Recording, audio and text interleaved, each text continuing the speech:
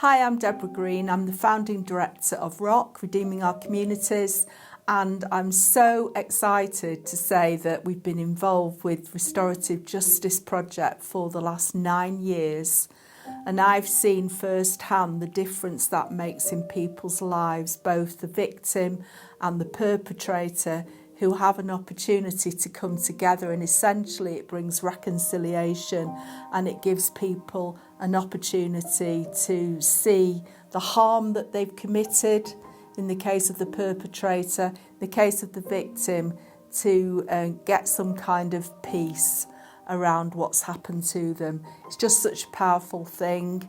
And in Restorative Justice Week, which is happening all week this week, we're going to be sharing different stories about how that works, but we're so happy to be involved in this project.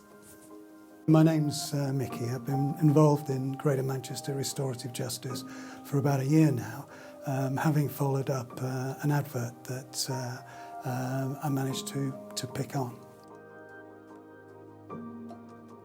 I would like to see more than 7.5% people, have the opportunity to face their offenders, essentially so that both parties can explain their positions, the consequences of their actions, and look to move on from the experience that they've had.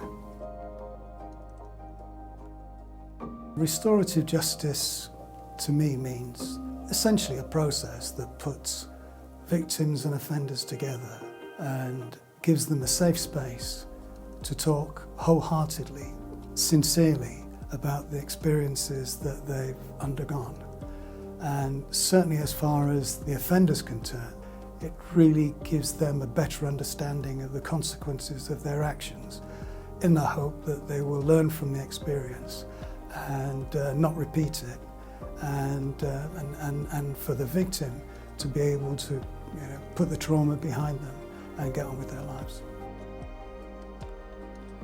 In my experience, I thought the training was very thorough.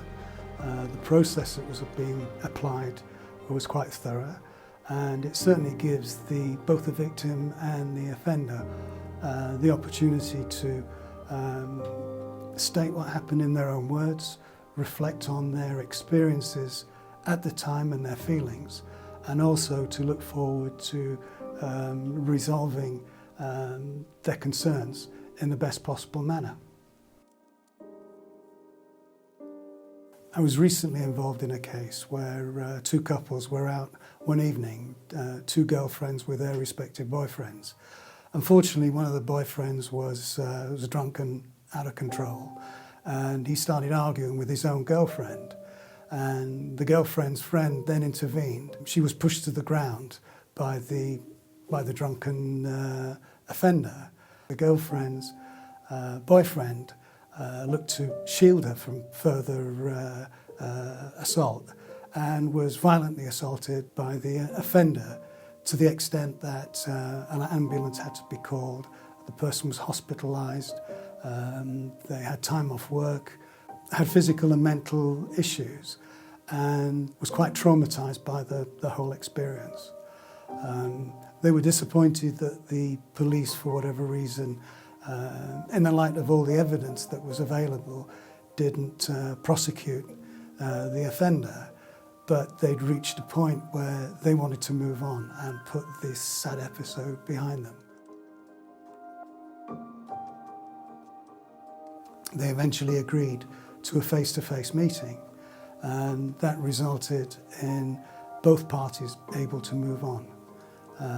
The victims received a wholehearted apology in writing and compensation for what they'd been through, and the victims made a point of saying that it wasn't so much about the financial compensation, it was more about getting the offender to appreciate the consequences of his action and the effects that it had on both the victim himself and his girlfriend. Hi, I'm Lindsay. I'm a volunteer for the Greater Manchester Restorative Justice Service.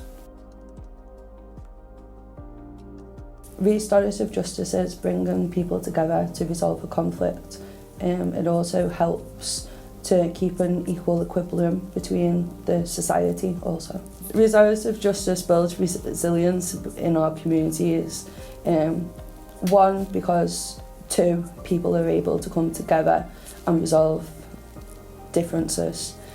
Second, it also empowers both individuals. It empowers the victim because they're able to get answering, which will help build their confidence in the justice system, and the same for the offender also. You know, they're able to understand the impact of their actions towards the victim, which will also then empower them. So as you're empowering individuals, you're also empowering the community. I think Restorative Justice Week is important because it's going to help other people within the community to, one, know about the service that is offered. Two, it can be promoted for us to gain more volunteers to help